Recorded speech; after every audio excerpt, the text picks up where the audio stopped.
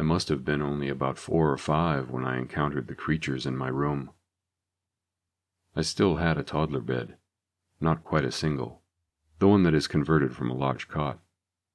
It was low to the ground because I was prone to rolling out in my sleep. Near the foot of the bed, against the wall, there was a big red toy box made of plastic, in the shape of a treasure chest. The chest was crammed full of toys, mostly little figures of cartoons I'd watch. Street Sharks, He-Man, Thundercats, Biker Mice from Mars, a few Pokemon figures, but mostly action men. I had a nightlight, a little plug-in one at the side of the headboard, in the shape of a crescent moon. It glowed faint orange and stayed on throughout the night. My mum always left the door ajar a little. We had a streetlight situated right outside the hallway window. It shone a strip of white light onto my wall. The toy box was next to the door. It was a small room, but the door just missed the sides of the box when you opened it, as if it had been purposefully built for the space. I was awakened by the sound of cracking and squeaking, the noise a dog makes when chewing a plastic ball. Small bumps and thuds came from the foot of my bed. I sat up and rubbed my eyes, mouth agape, still practically asleep. I sat and listened for a few seconds. The sound of rustling, things being clanged together, snapping and gnawing, crept over my footboard, as well as the constant clatter. I could make out a faint squeaking, very low and quiet, but it was there. More like that of a guinea pig than a mouse. But something was different about it. At the end, instead of rising higher, the tone dropped into a small growl. Slowly, I raised myself onto my hands and knees and crept forward to the bottom of the bed. The side of the room was dark. The nightlight's measly orange glow didn't reach past the bed. I peered over the footboard at the toy box.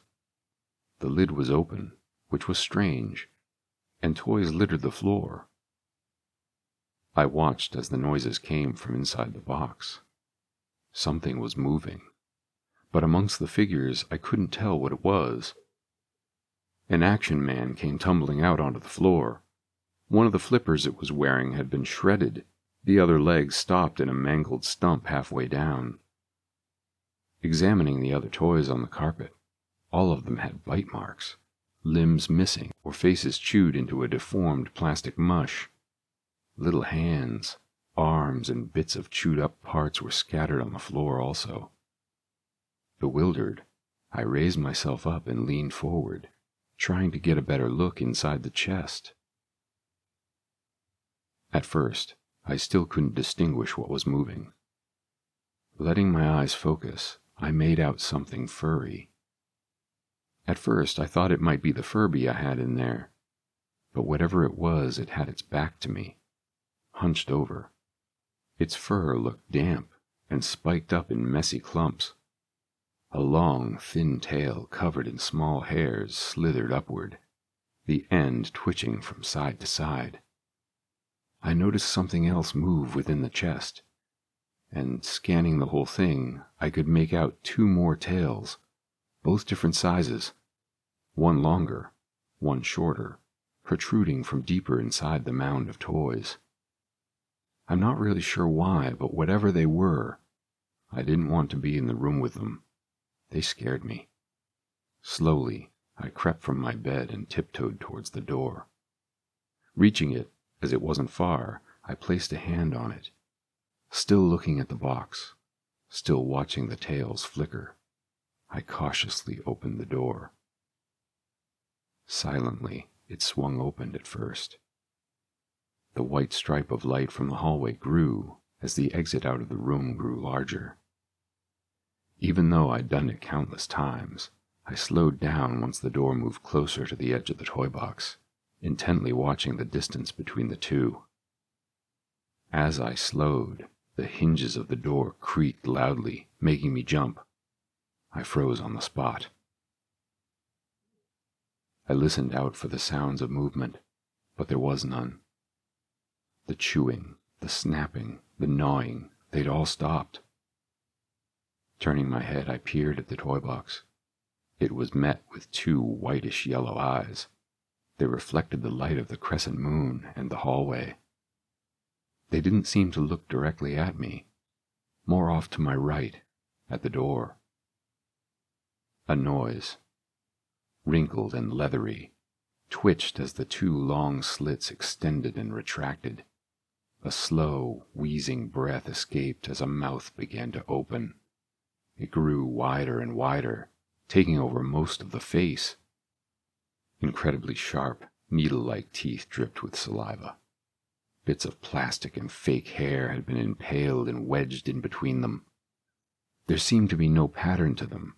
They just protruded outwards and downwards, in all forms of thickness and size. What looked like horns or ears, I couldn't really tell, protruded from atop the head and around the eyes, as if the eyelids stretched into a pointed, contorted spike. The creatures didn't move. Neither did I. Slowly, and with very little noise, the toys were pushed out of the way, and two more heads arose from the medley, all staring in the direction of the door, all white and yellow-eyed, like pools of molding milk. My heart drummed in my chest. Tears accumulated in the corners of my eyes. The creatures were different sizes, from a very small one to one the size of maybe a large rabbit. This one opened its mouth wider than the other and let out a squeak I'd heard before.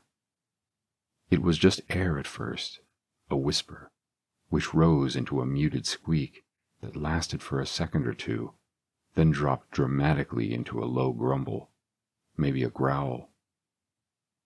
This snapped me from my frozen state, and I swung the door open as quickly as I could and bolted down the hall. I could hear the patter of claws on the laminate flooring behind me. A sensation rose within my stomach, like a hot burst that flowed through my body. I remember wailing as I ran, feeling the tears stream down my face. My mother's room was at the other end of the hallway, closest to the window. I ran past my brother's room. His door was closed, past the open toilet door, and slammed into my mother's. The pitter-patter on the laminate changed to thuds on the carpet. My mother's bed was one of those ottoman ones, so it was very high off the floor.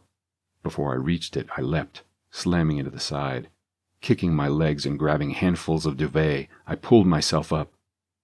A pain shot up my leg, from just above my ankle. I cried out, and my mum spun around to face me. "What's up, babe?" she murmured, pulling me onto the bed. "There's monsters in my room," I said, through tears and shaking breaths. "It's just a bad dream, little man." She pulled me close and cuddled me up under the thick feather-down duvet. I cried for a while, but the lulling and stroking of the hair my mum did sent me off to sleep. The next morning, I'd pretty much forgot about what happened, and being influenced by my mum's comments, put what I could remember down to a nightmare. Getting up from the bed, before my mum had awoke, I headed back to my room. The door was open wide, and from the hallway I could see the top of the toy box open. Creeping to the doorway, parts of toys still littered the floor, but there was no sounds. It was deathly quiet. I flicked the main light on and scanned the room. Nothing. I knew my mum wouldn't believe me if I told her what had happened, so instead I picked up all the bits of toys and put them back in the chest. Once I tidied up, I walked back into the hallway and headed for the bathroom. I climbed onto the step next to the toilet and pulled down my pajama pants and nighttime nappy and had a wee. My hand brushed past the bottom of my leg, and I pulled my pants back up, and I winced, contorted my back. I turned and looked down at my leg. There, at the bottom, was a long, bloodied red mark. I told my mum when she woke up, and she said I must have caught it on the bed or the toy box during the night. For a long time I'd forgotten about that memory, until, 26 or so years later, whilst in bed with my wife, my 3-year-old daughter came running into my room in the middle of the night, saying there were monsters in her room with big white eyes.